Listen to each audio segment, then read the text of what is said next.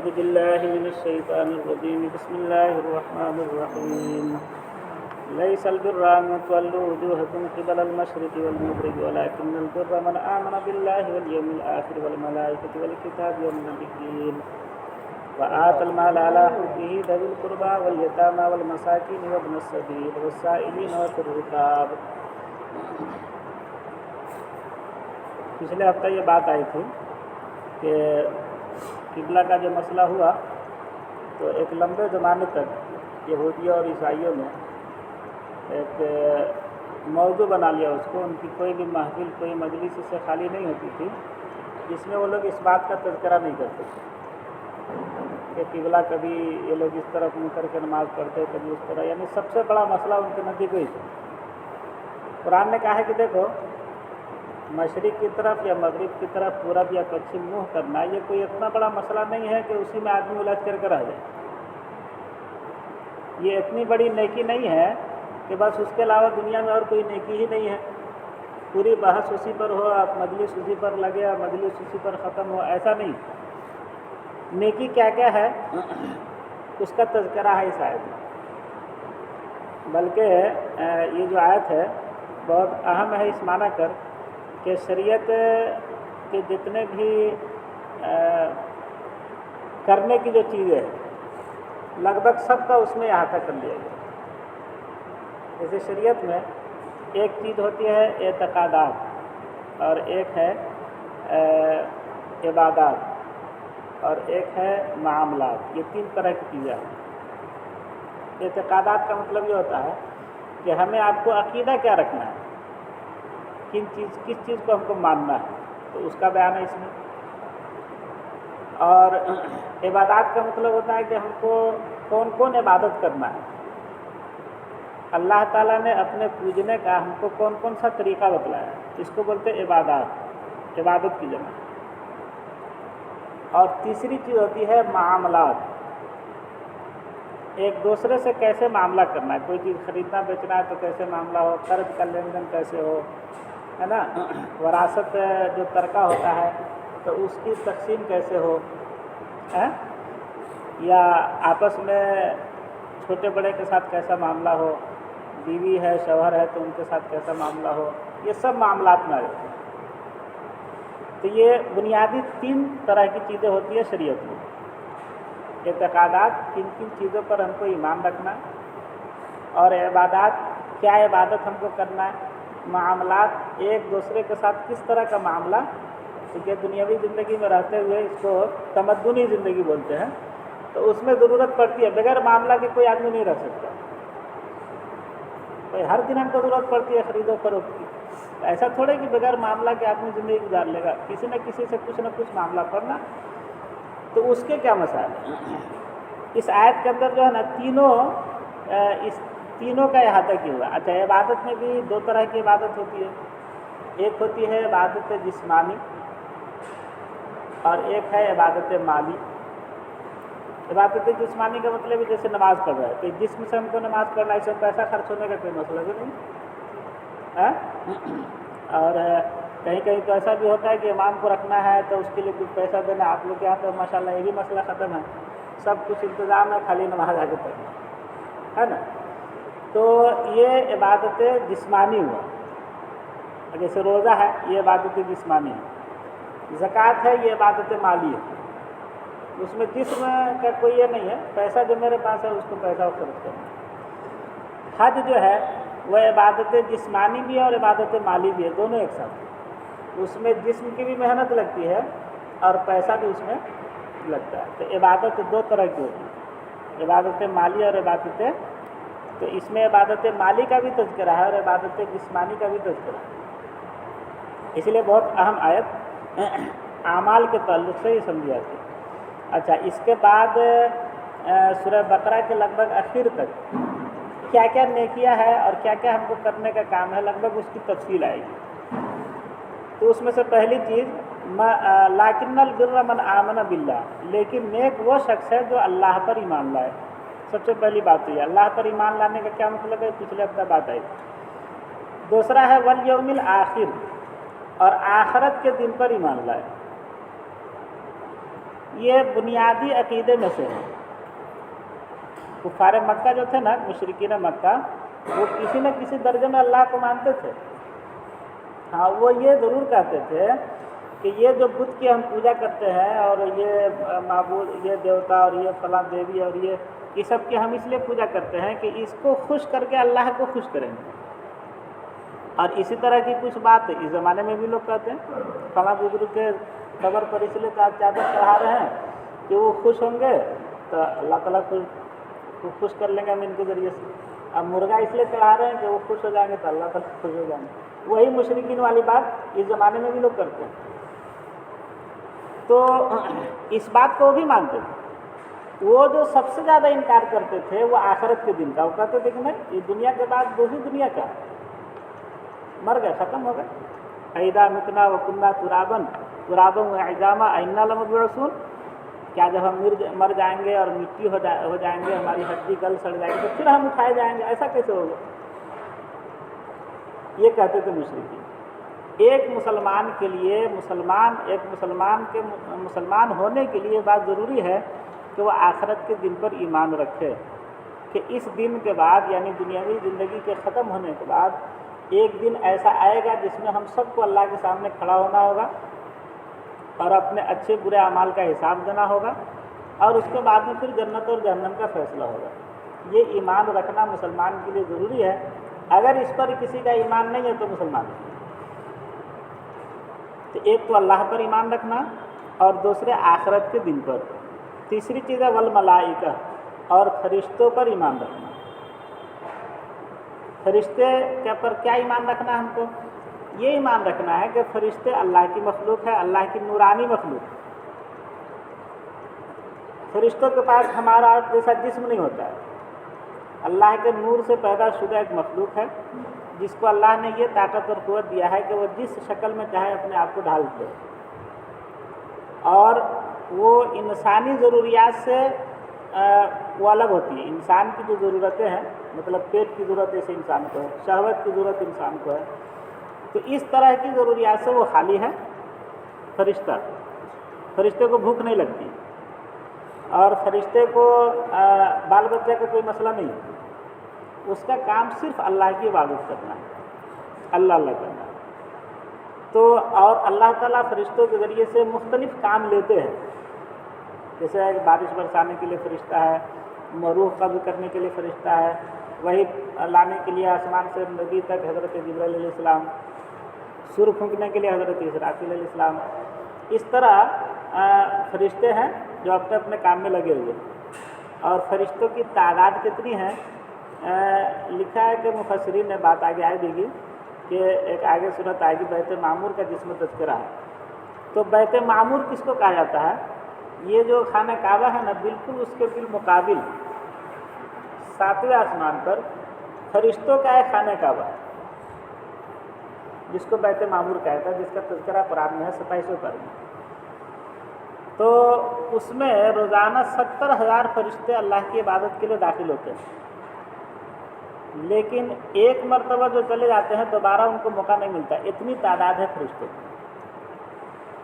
تو ہم کو یہ ایمان رکھنا ہے کہ فرشتہ ایک مخلوق ہے اللہ کی، جو اللہ نے اپنی عبادت کے لیے پیدا کیا۔ یہ اعتراض کیا تھا فرشتوں نے جب حضرت آدم علیہ السلام کی پیدائش کے لیے کہا گیا تھا نحن نسبح و نقدس لک، کہ ہم تو آپ کی تسبیح تقدیس کرتے ہی ہیں، تو کیا ضرورت ہے انسان کو بنانے کی؟ یہ فرشتوں نے کہا تھا کہ عبادت کے لیے تو ہم کافی ہیں۔ تو ہمیں یہ ایمان رکھنا ہے کہ فرشتہ اللہ کی مخلوق ہے۔ بہت سارے لوگ جو ہے نا فرشتوں کا انکار کرتے ہیں۔ اپنے ہندوستان میں بھی کچھ بڑے لوگ پیدا ہوئے ہیں جو قرآن شریف وغیرہ کی تفسیر بھی لکھتے ہیں، اور انہوں نے فرشتے کا انکار کیا۔ تو فرشتے کا انکار یہ ایمان سے نکال دیتا ہے آدمی۔ قرآن میں ہے والملائکہ، اور فرشتے پر ایمان لانا ہے۔ 3 چیز ہو گئی ایمانیات میں: اللہ پر ایمان، آخرت کے دن پر ایمان، اور فرشتے پر ایمان۔ اس کے بعد ہے والکتاب، اور کتاب پر ایمان لانا۔ کتاب سے مراد ہے اللہ نے آسمان سے اپنے جس نبی پر بھی جو کتاب نازل کیا، تو ہم کو یہ ماننا ہے کہ اللہ نے جو کتاب نازل کیا وہ اپنے اپنے زمانے میں کتاب تھی،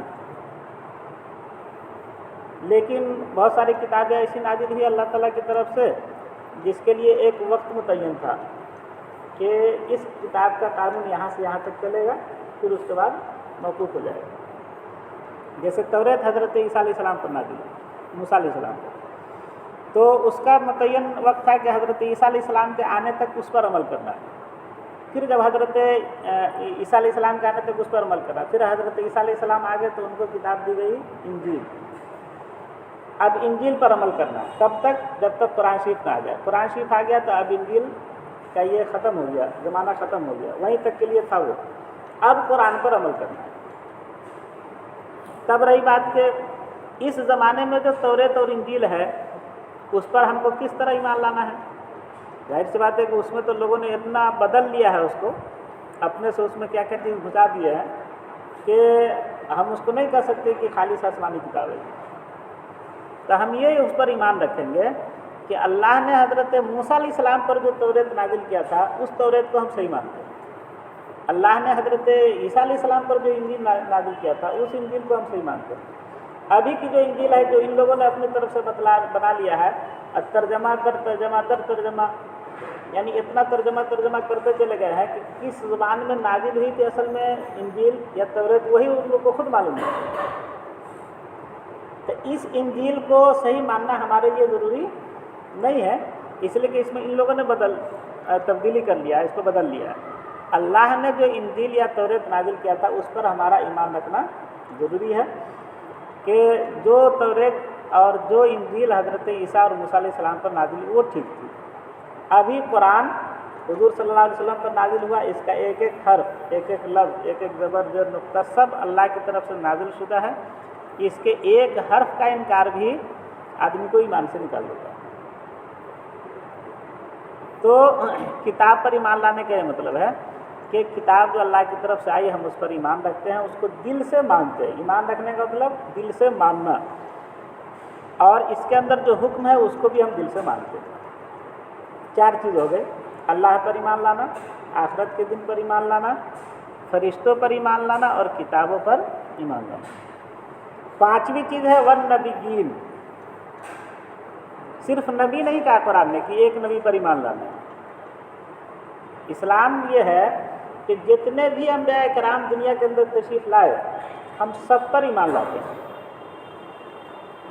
سب کو اللہ کا بھیجا ہوا رسول اور نبی مانتے ہیں۔ ہاں، قانون پر جت کے چلیں گے وہ حضرت محمد رسول اللہ صلی اللہ علیہ وسلم کے قانون پر ہم کو عمل کرنا ہے۔ باقی سچا نبی ہم کو سب کو ماننا ہے، جن کا تذکرہ قرآن میں ہے، حدیث میں ہے، اس کا نام کے ساتھ ان کو ہم کو نبی ماننا ہے، اور جن کے بارے میں قرآن حدیث میں تذکرہ نہیں ہے لفظ بلفظ یعنی نام لے کر کے، تو اجمالی طور پر ہم کو ایمان رکھنا ہے کہ اللہ نے جتنے بھی انبیاء کو اتارا ہے سب پر ہم ایمان رکھتے ہیں۔ اب اسی میں ایک بات ایک سمجھنے کی ہے کہ قرآن میں ہے ان من امت الا خلا فیہا نذیر، کہ کوئی بھی امت ایسی نہیں گزری ہے دنیا میں جس میں اللہ تعالیٰ نے کوئی ڈرانے والا اور نبی نہیں بھیجا ہے۔ تو اب اس سے ایک بات سمجھ میں آتی ہے کہ جیسے ہندوستان کا علاقہ بہت بڑا رہا ہے تو شروع سے، اب ظاہر سی بات ہے یہاں بھی کوئی نہ کوئی نبی آئے ہوں گے، ہے نا؟ اچھا، جیسے یہ لوگ رام ہے، کرشن جی ہے، اور کہاں کون کون شیو جی ہے نا، بہت سارے لوگ، تو یہ لوگ اپنے وقت میں ان لوگوں نے اچھا کام کیا، انسانیت کے لیے اچھا کام کیا ہے، تو ان کو کیا مانا جائے گا؟ ظاہر سی بات بعد میں لوگوں نے بدل لیا نا۔ اب جیسے حضرت عیسیٰ علیہ السلام کی جو تعلیمات تھی بعد میں لوگوں نے بدل لیا، تو اس کی وجہ سے عیسیٰ علیہ السلام کا نبی ہونا تو ختم نہیں ہو جائے گا۔ بعد کے لوگوں نے یا یہودیوں نے حضرت موسیٰ علیہ السلام کی شریعت کو پورے طور پر بدل لیا، حضرت عیسیٰ علیہ السلام کو عیسائیوں نے خدا ماننا شروع کر دیا، تو اس میں حضرت عیسیٰ علیہ السلام کی تو کوئی غلطی نہیں ہے۔ حضرت عیسیٰ علیہ السلام نہیں بولے کہ ہم کو خدا مانو، وہ تو کہتے تھے کہ ہم بنتے ہیں۔ تو اسی طریقے سے بہت سارے لوگ جو ہندوستان میں اس طرح کے آئے جن لوگوں نے اپنے اپنے وقت میں اچھا کام کیا اور انسانیت کی ہمدردی، انسانیت کی خیر خواہی اور ایک خدا کی دعوت دینا ان کی تعلیمات سے سمجھ میں آتا ہے، تو اب ان کو نبی کہا جائے گا کہ نہیں کہا جائے گا، مانا جائے گا کہ نہیں مانا جائے گا؟ کیا مسئلہ ہے؟ مسئلہ یہ ہے کہ ان لوگوں کے بارے میں ہمیں آپ کو सुकूत इख्तियार करना है। सुकूत इख्तियार करने का मतलब चुप रहना है। हम इनको खुल करके नबी नहीं कहेंगे, क्यों? इसलिए कि कुरान में इनका तज़किरा नहीं है। और हम इनको गाली भी न देंगे, क्यों? इसलिए कि इनके नबी होने का एहतमाल है, मुमकिन है कि अपने वक्त में नबी रहे हों। समझ आया मसला? यानी हमको इनको बुरा भला भी नहीं कहना है, इसलिए कि जब कुरान कहता है कि हर उम्मत में, हर कौम में नबी भेजा गया, तो क्या मुमकिन है कि ये नबी रहे होंगे? रहे होंगे, इसलिए हमको इनको बुरा नहीं कहना है। लेकिन यकीनी तौर पर हम इनको नबी भी नहीं मान सकते हैं, क्यों? इसलिए कि कुरान में इनका कोई तज़किरा नहीं है इस्लाम के साथ। तो कुरान में जिन नबियों का नाम के साथ तज़किरा है, उन पर तो नाम ले करके ही मान लाना ज़रूरी है कि जितने भी अंबिया कराम का तज़किरा है कुरान में, हम सब नबी को मानते हैं। लेकिन जिनका तज़किरा नहीं है, उनको इजमाली तौर पर मानना है कि अल्लाह ने जहाँ भी जिस नबी को भेजा, हम सब पर ईमान लाते हैं। वो अल्लाह के इल्म में है कि कहाँ कहाँ कौन सा नबी भेजे। जिस नबी के बारे में फाइनली अल्लाह ताला ने हमको नहीं बतलाया है, तो हम उनको न बुरा भला कहेंगे और न उनको खुल करके नबी मानेंगे। ये मसला है। वन नबीगीन, और नबियों पर ईमान लाए, ये ईमानियात के ताल्लुक़ से बात हुई। अल्लाह पर ईमान लाना है, आखिरत के दिन पर ईमान लाना है, फरिश्ते पर ईमान लाना है, किताब पर ईमान लाना है और नबी पर ईमान लाना है। किताब में, किताब पर ईमान लाने का मतलब पूरे अहकाम के साथ। नबी पर ईमान लाने का मतलब कि जिस नबी की हम उम्मत है, तो उस पर ईमान लाने का मतलब क्या है कि हम उनको अल्लाह का नबी भी माने, उनकी ताज़ीम भी करें, उनकी मोहब्बत भी हमारे दिल के अंदर हो, और वो जो दुनिया के अंदर करके गए उन कामों को करने की कोशिश भी हो। ये है नबी के मानने का मतलब। ये नहीं कि झंडा लेकर के निकल गए कि आज फला दिन है नबी का, तो हम खूब जुलूस निकालेंगे और खूब हल्ला हंगामा करेंगे और खूब नारा लगाएंगे और नबी को मान लिए। ये नबी को मानना नहीं। नबी को अल्लाह भेजता ही इसलिए है कि वो जो कुछ करे वो लोगों के लिए नमूना बने, कि नबी जो कर रहे हैं ना, उस तरह तुमको करके आना है। ये नहीं कि नबी के नाम पर झंडा उठा लेना है और मालूम है कि जब जोश ख़त्म हो जाए तो झंडा को कचरे के इसमें फेंक देना है। जिस पर मोहम्मद लिखा हुआ है झंडे पर, उसी को कचरे के इसमें फेंक देना है। फिर दूसरे में और हमें क्या फ़र्क हुआ? दूसरे लोग जैसे अपने देवी देवता को पूजते हैं, और जब वो उनका नशा उतर जाता है तो धक्का दे करके पानी में फेंक देते हैं। हमारे लिए जो चीज़ काबिल ताज़ीम है, हमेशा के लिए काबिल ताज़ीम है, और जो चीज़ एहानत की, हमेशा के लिए एहानत की है। तो नबी से ये मोहब्बत का क्या हुआ? नबी का झंडा उठाए हुए हैं और या मोहम्मद उस पर लिखा हुआ है, और नशा उतर गया तो कचरे के इसमें फेंक दिया उसको। और अब तो इसकी भी शुरुआत हो गई है। लोग जो है वो शराब पी करके भी जुलूस में नबी की मोहब्बत में जाने लगे। बहरहाल तो नबी पर ईमान लाने का ये मतलब है, अल्लाह के नबी से मोहब्बत भी हो, उनकी ताज़ीम भी हो, उनके जो अफ़ाल थे, उनके जो कारनामे थे, उनका जो काम था, उस काम को भी अपनाने की कोशिश हो। ये है नबी पर ईमान लाने का मतलब। आगे है वह आतल माला अला हुब्बिही दबिल कुर्बा वल यतामा वल मसाकिन और इब्न सबील, और माल दे नेक कौन लोग हैं? ईमान लाने वाले लोग। और नेक वो लोग हैं जो माल देते हैं अपनी मोहब्बत के बावजूद। हर शख्स को माल से मोहब्बत होती है, लेकिन मोहब्बत के बावजूद वो माल खर्च करे किस पर?